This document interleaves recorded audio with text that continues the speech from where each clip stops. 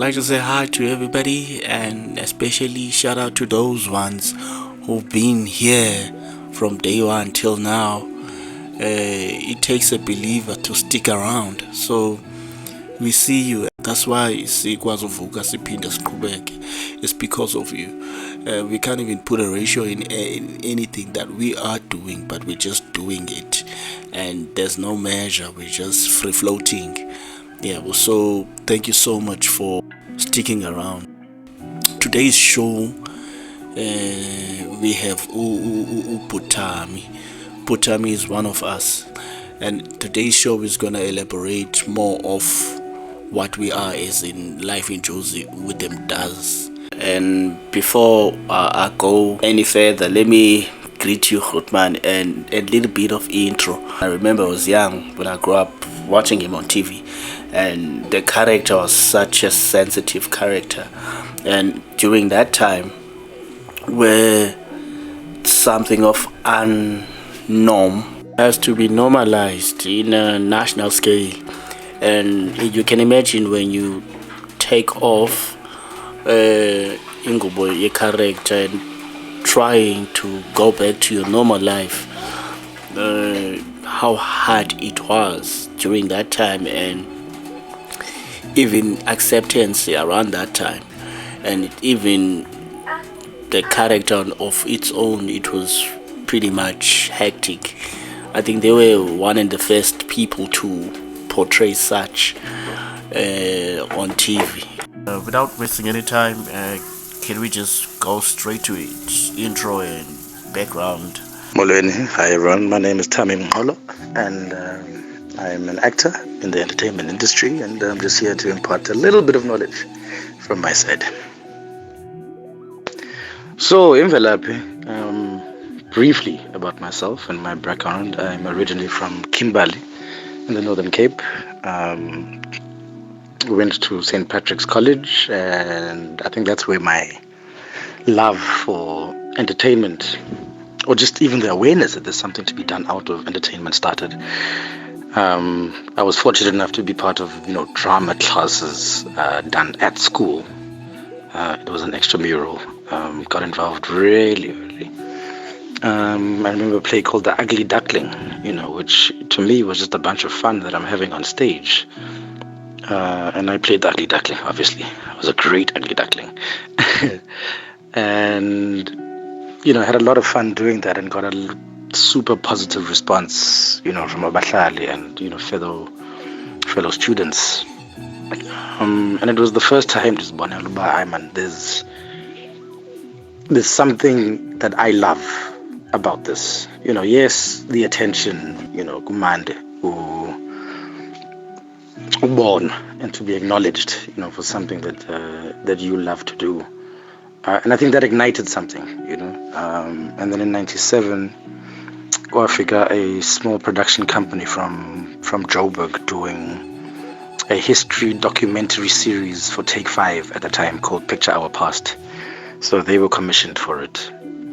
And they came to my school to come and audition. We were fortunate enough to be the school highlighted to do this, and did very well with what they basically put together as a workshop program for about 2 hours at the end of the day. And from there they selected 5 of us. From that 5, I was then selected to be the main presenter of the show, and being in front of the camera for the first time, that was something that was also, much like the theater, the first time that I was proud of what I'm doing, and it felt like I was working. We weren't paid anything for that, but it was definitely, a taste of, getting around and flying to Cape Town and flying to East London and Alice. We drove to Alice from East London, Saye Devon, and eventually Johannesburg also. So, that was a very positive experience. I was treated well. I was very professional. Knew my script, knew everything I needed to do, and it kind of came natural to me. I won't lie. And obviously they'd seen something in how we were interacting with each other, how I was interacting with others, and it definitely ignited something in me. you know. From there, yeah, went to Wits University after matriculating and studied drama. Ndibaqathile abazali ndathi because I had to apply for law as well as drama. Obviously, law being their first choice, drama my first choice. And when the entrance letters were sent, the application, law responded first, but I saw the letter. Didn't open it obviously, but I knew it's a response from these people. So back then, luckily there was not much in terms of email correspondence required and whatnot. So it's the letter coming in the post, and if you can intercept that, you can delay the process. So and I feel like I got a letter just for a couple of days because I'm holding out for Wits to respond, and then they eventually did, and wanted to come and see me.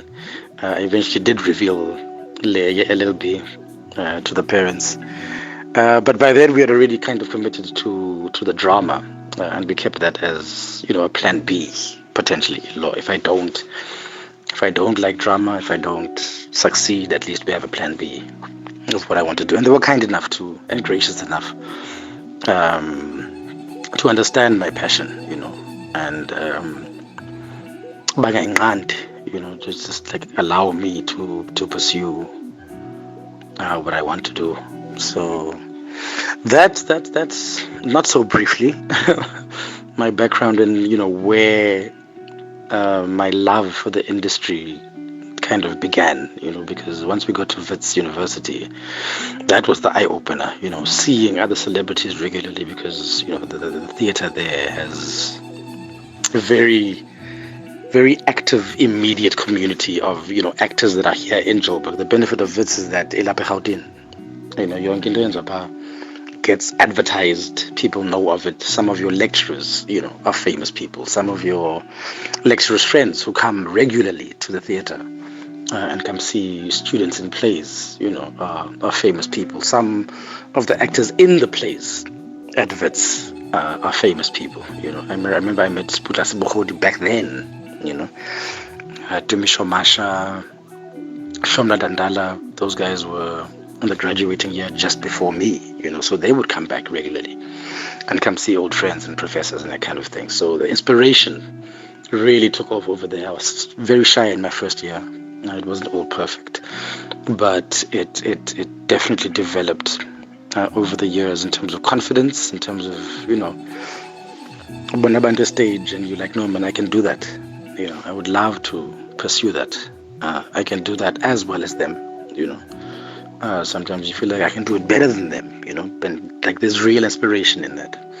And you see them, hobnobbing with the famous people because, now you are cast members, you are colleagues, They have first name reference, and you get jealous of those things.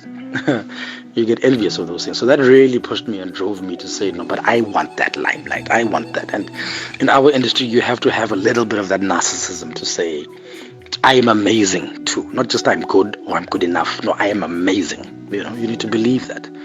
And I think that got ignited in those corridors. So, yeah, and eventually that led to a couple of plays that toured overseas. The island was the major breakthrough because a lot of agents, after seeing that was the other thing I forgot to mention. The benefit of having been at Wits was that agents, Zalapa is Lapa based here, and the best ones come to scout for talent at the university and watch you in plays. And if you're fortunate enough, you get invited to a conversation of a brief dinner afterwards or a coffee to say, yeah, I am Monin Lee or I am Penny Chartres, let's have a conversation.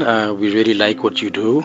And that's kind of how it started for me, and that launched my career to this point. Hi guys, Namhlanje I was behind the scenes. I was the producer today. Yeah, Zala, I'm back. I would never let you guys astray. Hey, man, Thami, let's just not drag into anything. I just really want to know, for years now, we have seen actors and actresses complain about they have been scammed into bad deals. From your personal experience as a renowned actor, how important is it to have relevant information to protect yourself as an artist, right? And how can we better improve this notion of not having of having limited information to protect our artists rather? Yeah, it's true. For years we have seen or heard horror stories of actors getting scammed into bad deals, actors and actresses and participants in the field in general that get the short end of the stick, in music, in the acting world, sometimes in sports also, all of these creative trade related industries where the exploitation of a human being's talents is not properly remunerated. And exploitation is, got a negative connotation, but, everyone in their respective fields, be it business, engineering and whatnot, there's something you are exploiting during those times. And the positive exploitation of actors is something to be proud of and something that we should work towards, that you are properly remunerated for the exploitation done on you. For example, when you look at what actors receive in terms of their own personal rights, in terms of their own IP, intellectual property, which is essentially what you are giving or donating every time you act in something. There's a part of you there. There's a part of you left behind, your image, your voice, your interpretation of the script. There is IP in that, and unfortunately in South Africa that is not recognized enough. When you hear the likes of Matthew McConaughey talking, yes, bad example because he's a very successful Hollywood actor, but he will say at the beginning of his career and to this day, one of his earliest movies, which is the benefit we don't have here, one of his earliest movies was something called, I think, How to Lose a Guy in 10 Days, romantic comedy. It's been played everywhere in the world for many, many years. We've seen it many, many times on ETV, reruns and that kind of thing, Every time that movie plays anywhere in the world, he still gets a portion of that. So if you add up the amount of times that thing has been played, if he has a 0.2% stake in that, whatever that royalties arrangement is in his contract, he's still getting paid something. And he says to this day that that is his biggest paycheck, if you accumulate all of the years and all of the little paychecks that have come together. The 20 million he has received in recent movies pales in comparison to what this thing has continued to pay him. And South African artists, especially when it comes to royalties, that has been the biggest bugbear of why so many die poor, why so many are not given the dignity of seeing their work repay them many years later, because the broadcasters still enrich themselves off it. Every time they sell it, every time it gets syndicated somewhere else, they still receive a paycheck, but they are the only ones that receive it. And those kinds of things are really important for us to be aware of, and be aware to try and change that over the years. Like I say, we're not trying to take away the entire pie. We're not trying to take everything off the table. All we are asking for is a significant portion and a slice that gets cut up for everybody. If it's getting cut up 6 ways, right now we are still receiving absolutely nothing. If you feel that 6th is too much, then give us a 10th. Give us 2%, but something. Future generations will try and get a bigger piece of the pie or whatever, but we're not even getting the pie right now. We are literally receiving the crumbs that remain after they've sliced themselves up, because you only get paid as an employee, you get paid as a contracted actor that will work for let's say it's a 6-week shoot, you're literally only getting paid for those 6 weeks. Once you have done shooting that production, you will never receive another cent for it going forward. And those things are, extremely negatively exploitative. It's something that needs looking at. So it's definitely a passion for me of at least raising awareness that more people know, and the more of us know, then the more of us are moved. If more of us are moved, then we can go towards something. We can build enough energy that we make lasting change, and as a result, a positive legacy. The work with Mda'S FM and Life in Jozi with Mda'S is a project that speaks to me personally, because it is these pathways that need to get created, sources of information, hubs of incubation, where we can nurture talent by better preparing them for what they are going to face up front. And sometimes it's just having a big brother. It's like sometimes it's just having an older sister, and take you under their wing and say, this is the information that I can impart to you. This is how I know the industry to be. Don't deal with people in this way. When people do this to you, this is how you should react. We are trying to create a community. We are trying to create parameters. We are trying to create a pathway that speaks directly to talented youths that are coming from the Eastern Cape. And making their way all the way to Gauteng with no support structure, with no base, with no sounding board. And that's what I mean by Usizwa Mdala, Bhuti, that come to you as Umlinawa.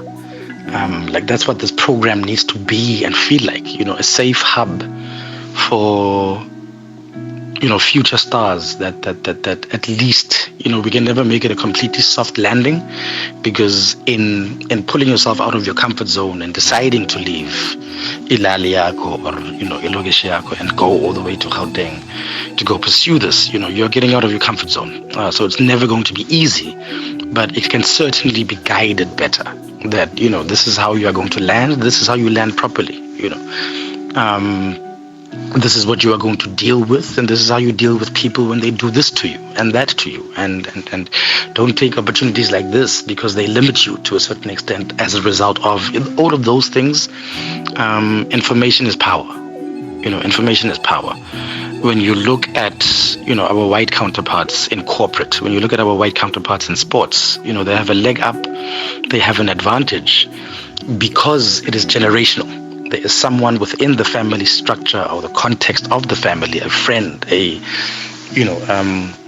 close or distant relative, but someone that can be a sounding board. When I am in the boardroom, when I'm speaking to people of a certain caliber and of a certain stature, how do I present myself? Or they will freely impart that knowledge because you're a family member. You are someone they are either acquainted to or they are emotionally invested in, because you are someone that has come through a phase of growth and genesis, because I know your father, I know your brother, I know of you, so I need to help you and guide you, and it's like for like, people help who they kind of relate to. Sometimes we view it as racism, but now it's also Gauteng, and you hear a bunch of Xhosa people speaking, at places we frequent for entertainment. You will gravitate towards them because there's a place of comfort. And it's not always the case that people are discriminatory. People are just going to stick with who and what they know. So if we aren't there for each other as black people to start off with, as previously disadvantaged people to start off with, but furthermore, those that have a commonality,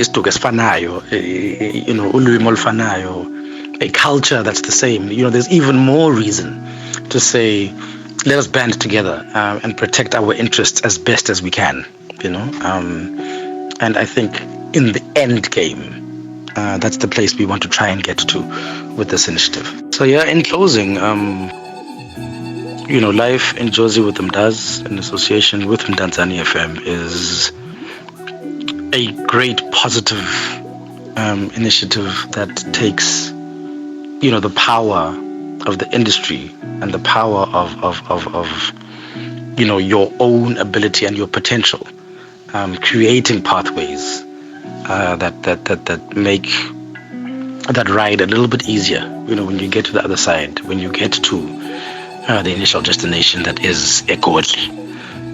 That you are empowered with information, that you are empowered with a support structure, and empowered with a base, from which you can grow, from which you can find other like-minded people, from which you can make friends, and some lifelong friends, from which you can meet mentors, from which you can glean information from role models, because the idea is to get as many people involved that are originally from places like the Eastern Cape, places like the Northern Cape, and in so doing, in whatever capacity we can, look to try and raise funds, so that we can have some sort of leverage, in terms of representation. So we have some sort of leverage in creating initiatives, creating work, creating a vast network that is, mutually symbiotic and works together in a certain direction, with a sense of unity in mind, with a great sense of where we are going and why we are doing the things we do, but having an array of different sources of strength, motivation, information, and context. To be given context is sometimes half the job done, because your anxieties are tenfold when you are a new aspiring young person stepping into the big world. And it really is the big world of Gauteng. But I often say to people, Egoli is exactly what you want it to be. If you are someone that likes the fast life and the partying and the you will find all of that here. If you are someone that loves adventure and cycling and walks and hiking and that kind of thing, you will find that over here. If you will find all sorts of different, religious affiliations and programs. And if outreach and charity, and if those are your passions, you will find that here. If you are a quiet person that loves your own solitude and your own space, and you want to quietly disappear into your own little flat or your own townhouse and just do things around your neighborhood, like, you can find that over here. It's exactly, or anything that you want it to be, but it's about having a full base of information to be advised against the pitfalls, to be advised of where to go and do things that you like to do. If you're a sportsman, if you are someone that loves to be active and on the field, the best sports clubs to go to, the best pro-black, sports clubs to go to, the best cultural activities to go to. Like, we need a constant source of people that we can be invested in, and have a sounding board, and have someone to initially hold your hand into what is a very scary seeming world sometimes. But it's very important sometimes to get your fears allayed, to say it's not as bad as it looks, not as bad as it seems to be here. You just have to be careful, you have to be vigilant. As with everywhere you go, there are dangerous places and there are safe places. There are there's places of opportunity, and there's places to go throw your life away. You do, however, need someone that has walked that terrain before. And I think most importantly, life in Jozi with Mda'S is championed by that. The idea is to be the beacon, is to be the big brother, is to be the guardian angel that provides a space that keeps artists from home safe and allows them, fertile ground to grow in whatever direction they want to.